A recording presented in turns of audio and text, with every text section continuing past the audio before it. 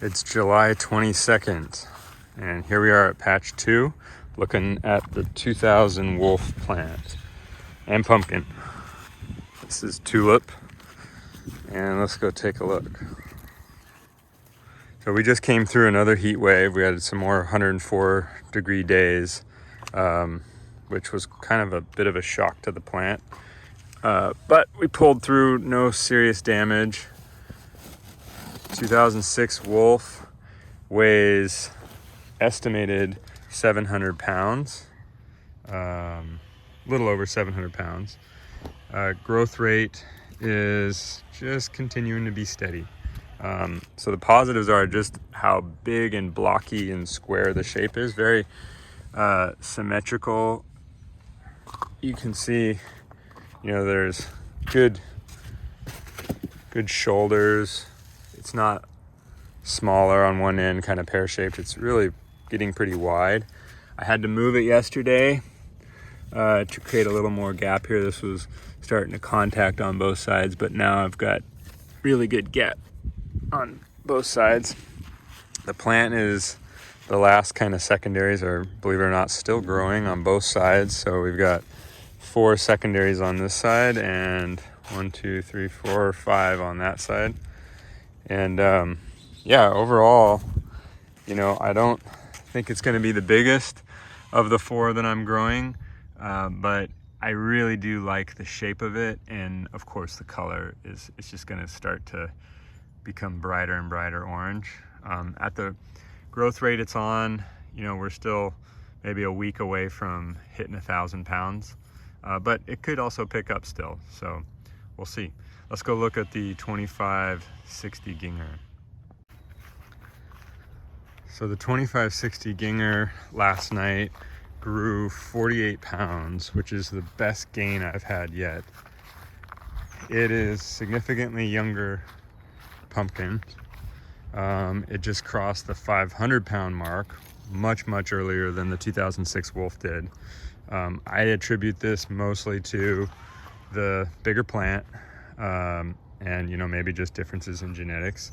You can see from the heat we had, when you see some of this coloration like that, that's where some damage just reached a certain point that it couldn't handle. Even with some of the overhead water cooling, I got some damage from the heat, so that's a bit of a bummer because there's nothing you can do to bring that back.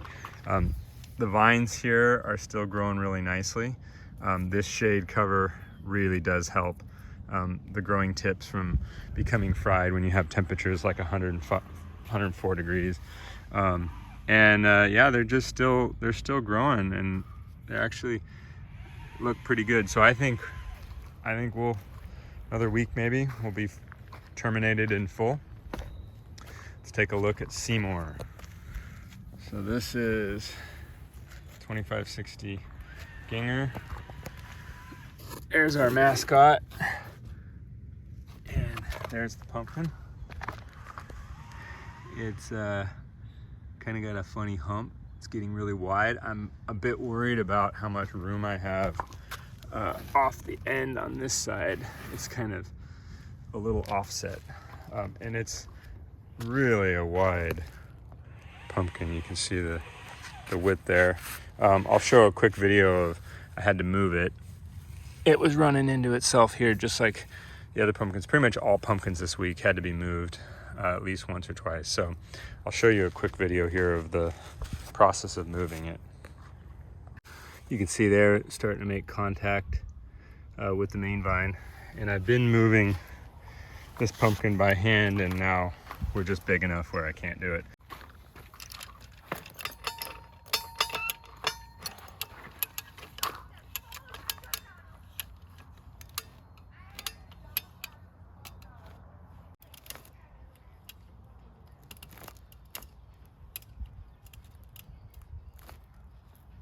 You can see, look at that nice space here. And I think it's pretty likely that I'll be moving this pumpkin quite a bit. Once you have your setup though, and you got a good anchor point, and mill fabric helps, but not required. You're just hooking up a come along and doing a pull. It just takes a couple minutes. And that way you kind of just move it just ever so slightly, every few days, and it's less stressful.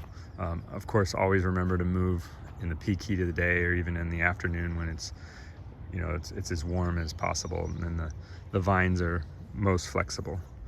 So there's not much else to say. Really, we're in pumpkin growing phase, so it's really just about looking for pests, looking for disease, keeping your moisture level as optimal as possible, and just sort of keeping the plant healthy and monitoring the pumpkin's growth. It's close to being done with vine bearing over here. You'll see in patch 1, I am officially done vine bearing. This area over here will, as long as those vines are growing, I'm going to let them, and I'll let them go out as far as they can. If they get out to here, I'll terminate them, and then vine bearing will be done. It's also possible that they'll slow down and stop growing before they make it all the way there. Either way, I've got enough plant square footage, so I'm not too worried about that. What's nice is that anything that does grow now will be the younger leaves that will support the pumpkin later in the season, when the old leaves start to die back and become inefficient. All right, I'll take you over to patch 1.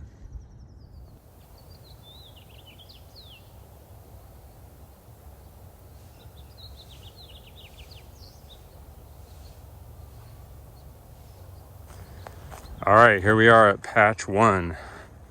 First thing you might notice is that the patch is filled in. You probably could see that from the overhead, which means that basically all my vine bearing is done, and that's a big relief. So I did some of these last ones today, and there might be a tiny little bit that I'll do just in the spot that's filling in, but I still have to have a pathway here. Check out these pumpkins. Going to be some really bright orange pumpkins. This here is the 2266 Kissamore, and this is the 2245 Andrews. Both are, I think this is a 33 days or 34 days, and this is a day or two younger. This is 315 pounds approximately, estimating right now, and this is 295 or right around 300. So growth rates aren't great, mid-20s, but the plant is pretty well filled in, and there's still a long way to go in the season, so I'm remaining hopeful. I don't think these will be as big. Well, who knows? I don't think this will be as big as the 2560 in patch 2, but overall, I think the color, and the shape, this one especially has a really good shape. I think they're going to be good pumpkins, and they'll be fun to grow. I do have one issue, however.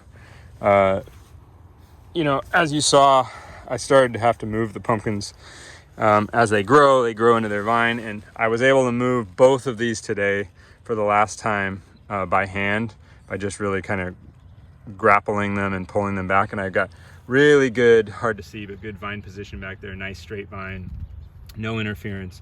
But at some point it will continue to grow into the vine, and I'll have to move them, and I just don't have any room here to put a come along situation. So I got to get creative. I got to come up with a solution. I was even thinking of maybe even driving a stake deep in the hole in the ground right there with a pulley on a bearing or something like that, and then I could have a cable going around the pulley, and then I could do my pulling from there around a 90 degree. That's one idea. I don't know. I got to do some thinking. I got a little bit of time though. All right, let's go check out the other 2 pumpkins we got growing outside the main patch here.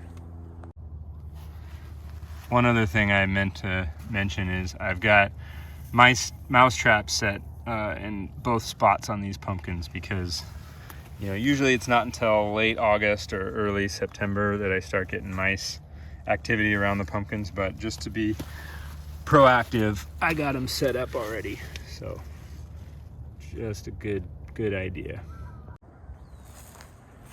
All right, I'm walking over to the 1548 Marden here, and this is the pumpkin that my mom's growing.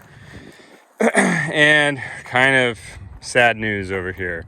This pumpkin that was on a just incredible trajectory, and then was attacked by a gopher, is continuing to be almost no growth, like averaging like 6 pounds a day over the last 5 days or so. So You know, I'm not sure if it's going to mature. 6 pounds a day after doing, you know, high 30s is not a good sign. So I've been hoping that it would just sort of rebound after the trauma of the gopher. It hasn't yet. So, you know, it's very late, but just to try, we have a few pumpkins in the tip of these secondaries. We'll probably pollinate one of these. And, you know, if this ends up not maturing and we have to cut it off, it'll be sad, but we'll have something off of the plant. And then finally, over here, the 1469 young. This plant is the one that's just been allowed to grow wild.